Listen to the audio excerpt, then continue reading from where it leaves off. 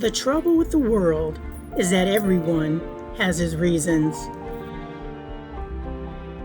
We live in a society where we trust that structures are in place to protect us from harm.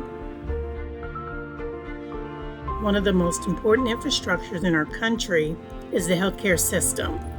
The ultimate goal is to create safety nets using people and other resources which inform everyday people about the critical questions they may fail to ask or not know they should ask.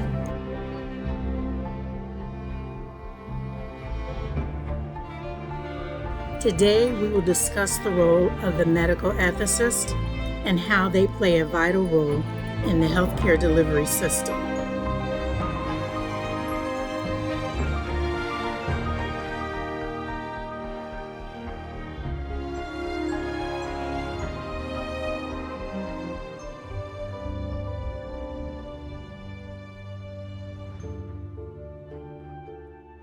Hi, I want to welcome Art Kaplan to Tabernacle Talks. Art, if you would love to introduce us and tell us a little bit about yourself, I would just love for you to share with the group your background. Sure.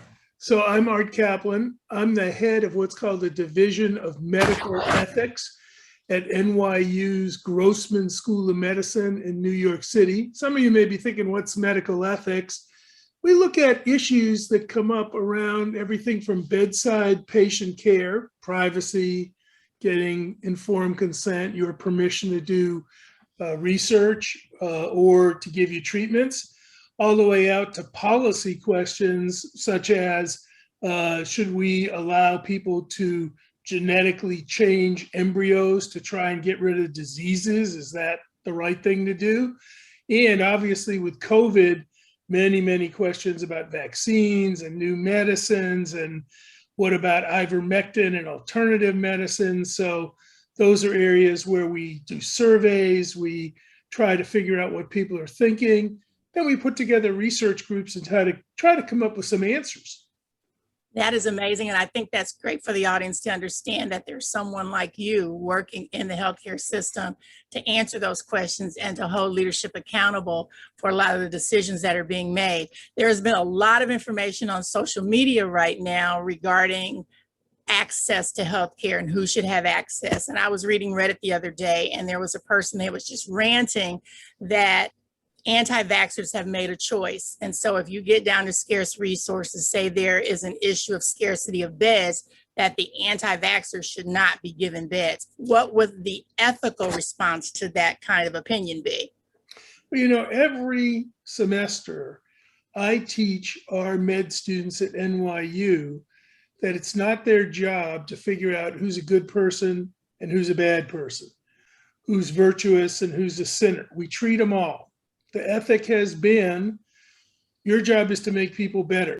Medical ethics in America has always been you treat everybody, regardless of race, religion, credo, gender, bad behavior, good behavior. And our job is to make people well. Even in war, you wind up treating the enemy who is trying to kill you and try to make them healthy if they suffer injuries. So I like the ethic that says we don't make judgments. And I'll tell you why pretty simply.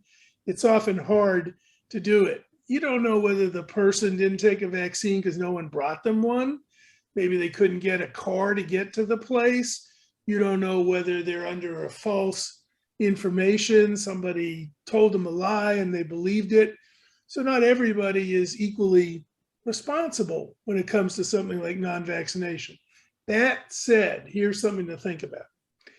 If it's true that people who are not vaccinated don't do as well in getting ICU treatment, they die faster, would that make a difference to deciding who gets a scarce ventilator or a scarce bed in the ICU? It could, not because they're bad, but because you try to give in an emergency or what we call triage, meaning allocating a very scarce resource, you try to give it to where it's going to do the most good. Wow. Non-vaccination might reduce your chances of being able to survive. Wow. I hope people in the audience heard that, because that's something I wouldn't have thought about. I know that there have been this debate when you talk to some of the anti-vaxxers, they were talking about we don't want to take an unapproved or an emergency use drug by the FDA. And we now see that we do have an approved vaccine from the FDA. Do you think we maybe shouldn't have anticipated there would be all this angst when you had an unapproved emergency use drug? Well, I think people felt that COVID was killing so many people and putting so many people in the hospital that they would just take any vaccine they could get. Emergency use approval wouldn't deter them or stop them. They'd want to get vaccinated so they didn't get sick. But people were so afraid, so worried. There's so much nervousness about vaccination in particular. That didn't turn out to be true for everybody. It turned out to be true, by the way, for a lot of people. We did get a lot of vaccination done. Yeah. But remember, emergency use was a little bit deceptive because in the past, it was used to approve a drug in an emergency that you might have given to 500 people. I think it's been used in history of the United States 10 times. This was used for a vaccine that was given to hundreds of millions of people. And we had data after we gave it to him showing that it was safe, showing that it was effective. I never worried too much personally about emergency use because in this case, it was like emergency use for 200 million people. We never had data like that. And so it was looking great. It still looks great. If you said to me, what's worse, the vaccine or COVID? COVID wins that easily. That fight goes to COVID, much worse. Much worse. We talk about we live in a democracy and that we have freedom of choice. And I think we've never seen democracy exercised more than this whole issue regarding vaccinations versus non-vaccinations. What would you say is the greater good? I'm a little sad that there are a lot of people, some professional athletes, some your neighbor, who say, I'm not going to vaccinate because I don't want to, and it's my choice. When you come to infectious diseases, when things are spreading around in the community, it isn't just your choice. Look, a lot of people who died from COVID were in nursing homes. They rely on everybody else to get them food, to take care of them. If we don't vaccinate the staff, they're going to die in big numbers, and they did. There are a lot of people out there who have immune diseases, HIV, they had a transplant, they have cancer.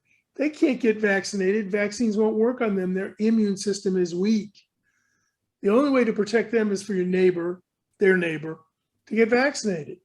So COVID is a community challenge, not an individual challenge. And I don't think it's right to just say, I'm going to do what's right for me. I think you have to say, I'm going to do what's right for everybody, all the people in my family, in my neighborhood, in my community. You got to take them into account because they need you to protect them. They can't protect themselves. Wow.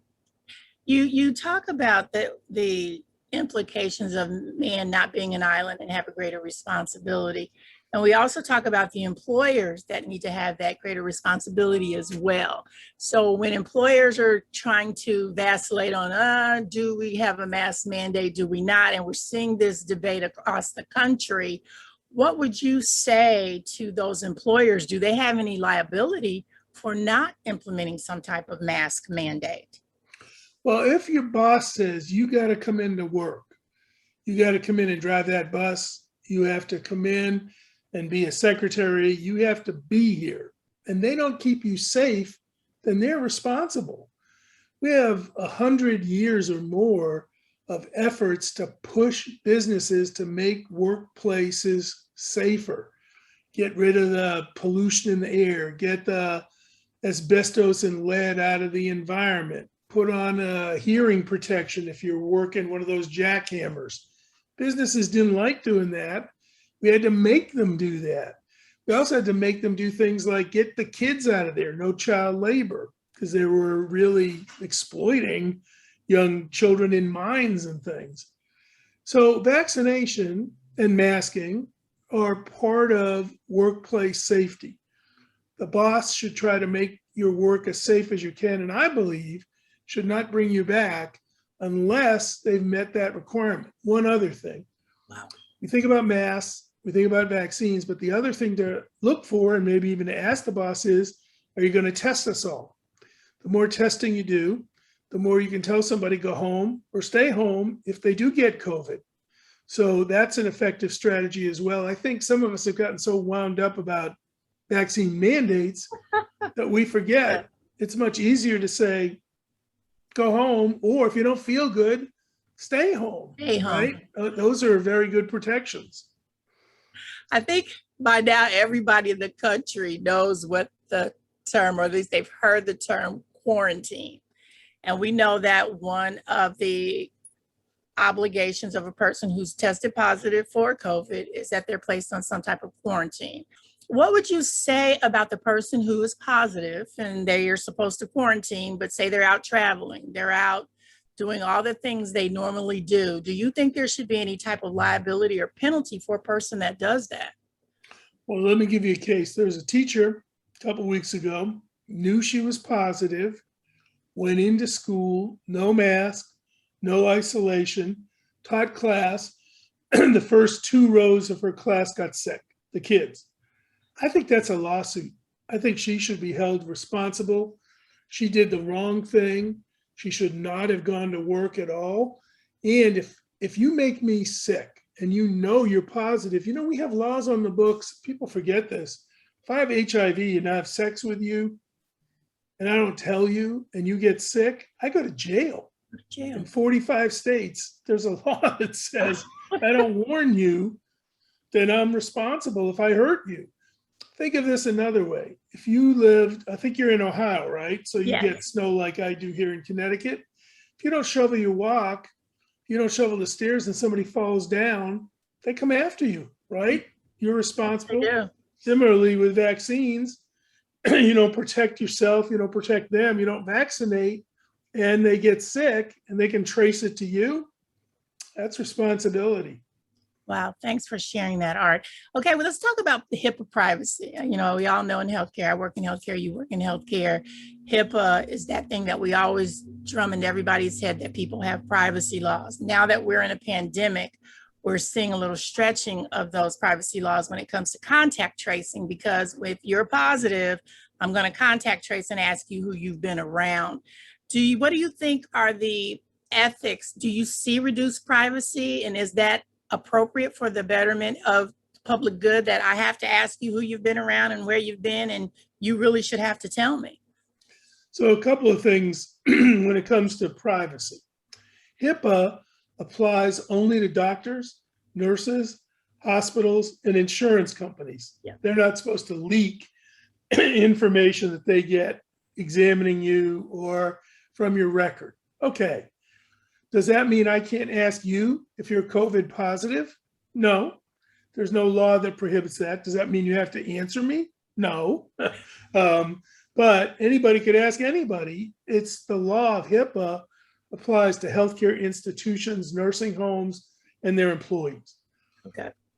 Your boss can ask you. And here's something that people forget. If I'm the boss and I say, are you vaccinated, Michelle? And then people say, well, I'm not going to answer that. You know what the boss can say? You're fired. The boss doesn't have to employ you. It's at will, as we say. Hey, I didn't make these rules. I'm just telling you. Bosses have the right to hire and fire. They're not supposed to discriminate. They're not supposed to be biased about who they hire and fire. But if they just say, anybody won't tell me if they're vaccinated, that's not a protected category. That's not like protecting somebody's religion. So they can fire you. So they expect an answer, and you better be ready, I would say, to give an answer, or they may just assume I'm not going to answer is a no. The other interesting thing about privacy, yes, in an epidemic, in a plague, you have to contact trace. It's one way to get the thing under control. So yes, I do want to know who you've been exposed to, who's been around you, not because I'm going to take away their insurance or harm them. I just need to know if I need to isolate them too, or if they're starting to show symptoms, do I need to tell them, here's when you go to the hospital. If it only gets this bad, stay home. So yes, you do need to have more knowledge of public health people about what's going on. But remember, they're supposed to keep all that confidential too, and they get penalized or fired if they leak information about who they trace. Okay, that's good to know. So anybody out there, if you don't know what the at-will employment doctrine means, you better look that up if you live in an at-will employment state, because Art is absolutely correct that you can be terminated if you don't follow the mandate of an employer. And vaccination, we're seeing that as a mandate across the country. Okay, you're in healthcare, and we talk about extraordinary treatment, and you brought that up when you mentioned triage. If I go into a healthcare facility and we're now talking about extraordinary treatment, that they could potentially withhold treatment if they feel that my outcome is less than satisfactory, what would be considered an extraordinary treatment to prolong my life, where someone like you is going to be brought in and make a decision about whether I get care or not? Ventilators, hard to operate, need a lot of technical skill. It's not like just putting a mask on you. You have to intubate the person, keep the airway clear. It's a hard thing to do. That's going to be considered extraordinary care. Kidney dialysis, a lot of people involved, a lot of chemicals involved. You got to do it 3-4 times a week. Pretty high-tech treatment, even though many of us are just like, I don't know, I get it every week. It doesn't seem all that extraordinary, but it can be time-consuming and resource-intensive. Remember, if you're running a hospital and you get an overwhelming number of patients, you can only do so many kidney dialysis patients because there's only so many people who know how to do it. There's probably only so many machines, and you need a nurse, and you need the chemicals to make the machine work. The toughest things I've seen in NYU hospitals, and we're a big system, we're in Long Island, Brooklyn, and in Manhattan, we almost ran out of just the basic chemicals to do dialysis. A lot of people think, well, I get COVID, my lungs are in trouble. Your kidneys can be in trouble too. Wow. You are a wealth of information. I hope people are taking notes out there. Let's talk about when a non-medical person, because people are being offered treatment in hospitals every day, and I'm assuming they get informed consent for certain procedures. Let's hope. Is it If they don't get assumed, consent from you, call me up. I'll be there. do we assume that the person has the capacity to make that decision? And how does the provider assess that the person, or the refusal, that was based on reasonable judgment? That's a great question. The presumption always is that you do. It's on the healthcare provider to prove that you don't, or come up with a reason why you might not. Now, at one end, people come in an ambulance, they're unconscious, they're clearly not giving us consent. We might look around for the family, but you're not always sure whether the family has the best interests of the person at heart. So sometimes you're trying to pick, is it the sister, the grandma, the boyfriend, who's the right person to run the show? Occasionally people say, well, let's all decide together. In my experience, that never works. You have to pick somebody to do it. Otherwise they fight all the time, and you don't have time with a sick person to work all that out. Then you have people who are children and people who have disability, mental disability. So clearly we have to make decisions for them. Again, usually the parents. Sometimes a court gets appointed. If you think that the parents have neglected the kid or harmed the kid, you're probably going to go to a judge and get a court order to take decision-making about medical decisions. I've done it. It's not fun, but I've done it. And then you have people with psychiatric and mental illness, and that's a tough one. We often call in a psychiatrist. I'll tell you what they look for. 2 things. One, are you consistent in what you're saying? So if you're all over the place, they tend to think, that's what we call authenticity. It doesn't sound like you really mean it, or you have a consistent value here. Let's say you say, Jesus is talking to me, but the next minute you say, Art Kaplan's talking to me. And the next minute you say, Putin's telling me what to do. That would not be considered a strong example of a dedicated religious belief. Whereas if you said the same thing again and again, okay, then, I might not agree with it, or somebody else might say, I don't hear that message, but it's your message. You're going to be deemed competent. The other thing to look for is, do we know that you underwent any injury, any type of trauma that might have put you off your game? So you're in a car accident or you saw somebody shot and it freaked you out. That's the other reason we start to think, we're not necessarily going to follow what you say. One other little trick, and I've done this. You may say no treatment, I don't want it. But if I think I can save you, I'm going to push a lot harder than if I think it's kind of hopeless. Then I might give you more leeway to say I don't want any treatment. Can I tell you a little story about Sure. Jehovah's Witnesses? Sure. I had a guy who was in a bad car accident, lost a lot of blood. He was going to die, no blood. His wife was there, his religious leaders there. He had somewhat older kids. I think they're 18, 20. They're all there. So we got to give you a blood transfusion, you're going to die. I don't want it. Jehovah's Witnesses do not accept blood. So they call me and say, do we have to honor his refusal because he's going to die? And I say, yes, we do. He's not incompetent. He knows where he is. He knows his family. He's saying it again and again. And that's what we decided to do, to let him go.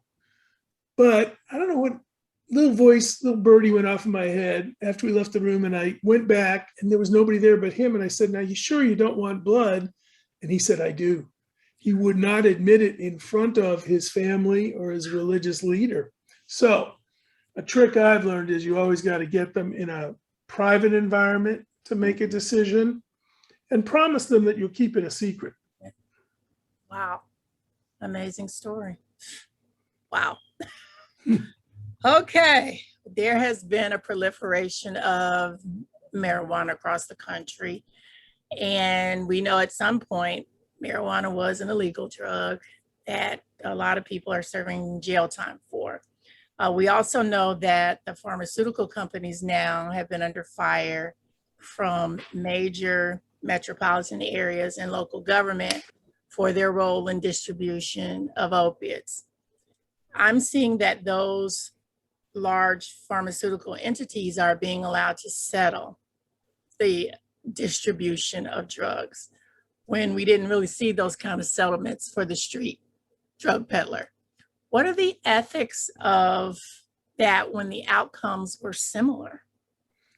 Well, the Sackler family in particular, with OxyContin, reached a big financial payout with the feds and others for the opiate epidemic, and basically spreading false information that the drugs were safe and non-addictive. They got off too easy. They should be in jail. Just getting the financial penalty to them means nothing. They have so much money, it won't make any difference. The street guys, or somebody who drove the car on a bust, a marijuana bust, I think you got to let them out. It's not fair to hold them responsible for something we decided is legal. As long as they didn't commit any violence, as long as no one was harmed. If they're just 3 times and out dealers, you really want to keep them in prison and spend the money to house them? I think many of them could go to work. I hate to say it. Some of them are pretty good businessmen, and women, so you could probably get them out doing other things. But no, it's one of the great injustices of America that the rich, the billionaires, seem to have bought their way out of this. Wow. Okay, we hear about racial disparities in healthcare, and I think we see whenever there is a significant health emergency across the country, there are certain populations who suffer more. Why do you think, or do you think there have been enough resources targeted at those groups that have always seemed to be left behind or not engaged when it comes to public health issues? Well, America has made an ethical mistake.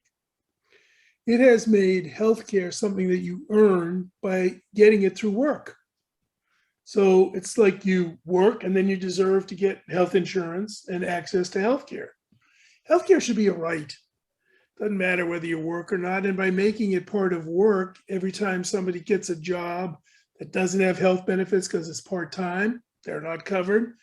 There are people working 2 and 3 jobs, low-paying ones that don't offer health insurance because we don't require the company to do it. So look, America says you are a country that has equal opportunity and we want everybody to achieve what they can achieve. Can't achieve it if you're sick, can't achieve it if you're disabled. Healthcare helps reduce those problems. You go all the way back to Obama and him pushing for Obamacare. He didn't say very much that healthcare is a right. I believe you're going to have equality of opportunity in a capitalist society, then everybody must get basic healthcare. Does it mean everybody gets the right to get a face transplant or experimental drugs? Probably not. Get your gallbladder taken out, fix broken bones. By the way, dental care, which is hugely important for older people in particular. Yeah, you need to do that unless you're really going to be hypocritical and say, well, everybody can compete. It's just that some of us have to compete from a wheelchair that they had to buy on their own. Okay, I'm aware of municipalities across the country that have declared racism a public health crisis. Why do you think municipalities are finally recognizing this, and what do you think took so long? Well, I'm not always sure that I think racism is a public health crisis, and I'll tell you why. You don't like putting everything on the health system. Racism is partly a housing crisis. It's an education crisis. It reflects itself in many walks of life that, say, doctors and nurses can't do anything about. I'll give you a practical example. There are a lot of differences in nursing homes. Rich people get nice ones. Poor people get not so nice ones. But that's housing. I never think of a nursing home as like all that medical. It's like where you live. And yeah, there are things that happen there. The doctor may come around to check on you because you're old. But I think of it as a housing thing. So for me, let's put it this way. You could say racism is a public health problem. The weakest part of our health system is public health. So putting it in that draw, I don't think is going to help a lot. So it's a bigger apple. Public health may have a bite, but the bite's pretty small. Much bigger problem. And if we put it all on public health, the larger part of the By the apple way, public health there. couldn't even figure out how to deal with COVID. How is it going to do a great job trying to figure out how to deal with racism? I mean, it's much bigger. It's a bigger systematic problem. Education, training, housing, food, it's across the board. And you could say, well, that's all public health. But if you stretch it out that far, then it sort of falls apart. It doesn't mean anything. You have been like a walking history lesson. And I'm sure people are sitting there and they've taken amazing notes. I always give my guests the last word. What do you think is important for us to understand in terms of why ethics in medicine and healthcare is important, and why someone like you is so important to the responsible delivery of care in our healthcare system? Well, ethics, and here I would include religion alongside secular thinking about ethics. It's important because health is a community achievement. Health is something for prevention. Parents have to work with their kids. Schools have to promote health. That's a lot of the ways in which people see a school nurse, which we've been getting rid of, but is in my view, a terrible mistake. You have to basically pull together to achieve health. And the COVID thing reminds us how true that is. It doesn't matter who you are or where you are. If the whole community isn't pulling together, you're at risk. So the moral requirement is look out for your neighbor. The moral requirement is take care of yourself. And the moral requirement is don't kill the weak and the vulnerable, meaning children or the elderly or people who have chronic diseases. It's basically an ethics fight. That's what the COVID battle has been all about. And it's a reminder, healthcare has a key driver. It's the ethical component, whether it's spirituality when your relatives are dying, or whether it's just basic ethical commitment to say, I'm going to spend the money it takes to make sure my neighbor gets basic health care. Wow. All right. Thank you so much. This has been just an eye-opening conversation with you. And I want to thank you for coming on Tabernacle My Talk. pleasure. I know you are busy, and the fact that you did that, it's just more than I could ever imagine and say. Thank you so much.